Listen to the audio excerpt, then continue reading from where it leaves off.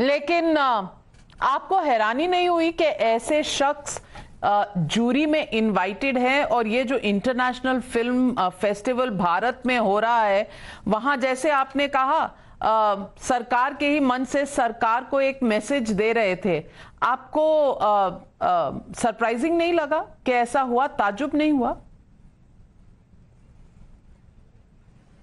नहीं, बिल्कुल नहीं हुआ। मेरी तो फिल्म में डायलॉग है, जो फिल्म का सबसे पॉपुलर डायलॉग क्या है? फिल्म का डायलॉग है जिसमें पल्लवी जोशी का कैरेक्टर बोलता है कि सरकार चाहे किसी की भी हो, सिस्टम तो हमारा है। तो मुझे बिल्कुल भी आश्चर्य नहीं हुआ, क्योंकि सिस्टम में अभी भी बहुत सारे ऐसे लोग हैं जो सरकार के ही खिलाफ काम करते हैं। तो ये सिस्टम कौन सा है? बॉलीवुड का सिस्टम तो समझ में आ रहा है, क्योंकि वो ही जो यूजुअल सस्पेक्ट्स हैं उनके स्टेटमेंट्स आ गए हैं, whether it is Swara Bhaskar और people like her who have come out and said भाई ये तो सच ही था, ये सच उजागर होना ही था। और दूसरी तरफ पॉलिटिकल लोग हैं, चाहे वो सुप्रिया श्रीनेट हो कांग्रेस पार्टी से, चाहे पीडीपी से हो, चाहे शिवसेना से हो लोग, संजय राउत जैसे, सब ये कह रहे हैं कि एक और मौका दे दिया आपने किसी का जो इंडिया को आकर इंसल्ट करे।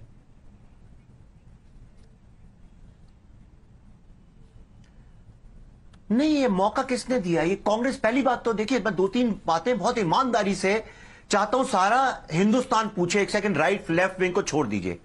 मुझे ये बताइए कि जब इस फिल्म का मैंने अनाउंसमेंट किया था तो कांग्रेस मुझे धमकियां क्यों दे रही थी? आप मुझे धमकी क्यों दे रही थी? ये अर्बन एक्सेल्स मेरे अगेंस्ट क्यों खड़े थे? जब ताशकंद फाइल्स आई थी, कांग्रेस मुझे लीगल नोटिस क्यों भेज रही थी? क्यों सोनिया गांधी ने अपने लोगों को बैठाल के कहा था विवेक को एक लीगल नोटिस भेजो? और क्यों लाल बहादुर शास्त्री तो उन्हीं के प्रधानमंत्री थे? और कश्मीर तो इंदिरा गांधी और पंडित जवाहरलाल नेहरू खुद कश्मीरी पंडित थे। अगर वो कश्मीरी पंडितों के साथ खड़े होंगे तो वो तो अपने नाना दादाओं के साथ खड़े हो रहे हैं। तो आप खुद सोचिए कि कांग्रेस क्यों इसके अगेंस्ट है। लगातार मुझ पे अटैक करते हैं। आप ही के चैनल में जयराम रमेश जी के साथ मैंने किया था, आप ही के चैनल पे कई कांग्रेसियों के साथ मेरी बातचीत हुई है। वो हमेशा कहते हैं कि नहीं, ऐसा कुछ हुआ ही नहीं था, ये झूठ है। अगर ये झूठ है तो कश्मीरी पंडित लोग कश्मीर में क्यों नहीं रहते, बाहर क्यों रहते हैं? कश्मीर में अभी भी कैंप्स में लोग क्यों रहते हैं? क्यों हाई कोर्ट ने सुओ मोटो नादी मार्ग मैसेकर का केस कुछ दिन पहले खोला है ये फिल्म देखने के बाद? क्यों एयरफोर्स के जो ऑफिसर्स थे उन लोगों के मर्डर का केस फिर से खोला है? क्या उनका मर्डर नहीं हुआ? क्या ये झूठ है? मैं आपको एक लिस्ट बताना चाहता हूं। बीके गंजू की वाइफ को उनके खून से सने चावल खिलाए गए थे। दुनिया में कोई बोल दे ये झूठ है, ये फिल्म का पहला इंसिडेंट है। रालिफ गलिफ शरीफ नहीं बुलाया गया, कोई ये बोल दे ये झूठ है। कोई ये बता दे कि वहां पे नीलकंठ गंजू जी का सरेआम जो जज थे हाई कोर्ट के, उनका मर्डर नहीं हुआ, ये गलत है। कोई ये बता दे कि एयरफोर्स ऑफिसर्स का मर्डर नहीं किया यासीन मलिक ने, ये झूठ है। कोई बोल दे नादी मार्ग का केस नहीं हुआ, ये झूठ है। कोई बोल दे गिरजा टिक्कू जी को 2 पार्ट्स में जिंदा नहीं काटा गया गैंगरेप करने के बाद। तो ये सारी बातें एक फिल्म में दिखाना अगर प्रोपेगेंडा और अश्लील है तो आप प्लीज, मैं स्वीकार करता हूं इस बात को कि हां ये फिल्म प्रोपेगेंडा है।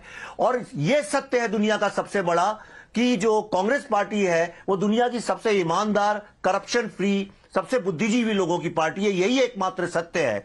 दूसरा सबसे बड़ा सत्य है कि अरविंद केजरीवाल जो हैं वो हमेशा सच्ची कहानी सुनाते हैं लोगों को, और कश्मीर फाइल झूठी कहानी है।